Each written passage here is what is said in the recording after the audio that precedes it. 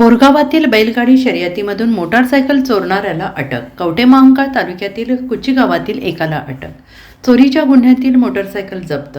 सांगली जिल्ह्यातील कवठेमहांकाळ तालुक्यात बोरगाव येथील माळरानावर भरवण्यात आलेल्या बैलगाडी शर्यतीमधून मोटारसायकल चोरी करणाऱ्या सुजित निवृत्ती ढेरे वय वर्ष 20 राहणार कुची तालुका कवठेमहांकाळ जिल्हा सांगली याला कवठेमहांकाळ पोलीस ठाण्याच्या पथकाने अटक केली आहे. या चोरट्याकडून पोलिसांनी चोरीतली मोटारसायकल हस्तगत केली आहे. याबाबतची तक्रार दत्तात्रय पांढरे यांनी कवठेमहांकाळ पोलीस ठाण्यात दिली होती आणि या प्रकरणाचा तपास करत असताना पोलीस हवालदार स्वामी यांना बातमी मिळाली की एक युवक विना नंबर प्लेट मोटारसायकल घेऊन राष्ट्रीय महामार्गावरील हॉटेल SR समोर फिरत आहे.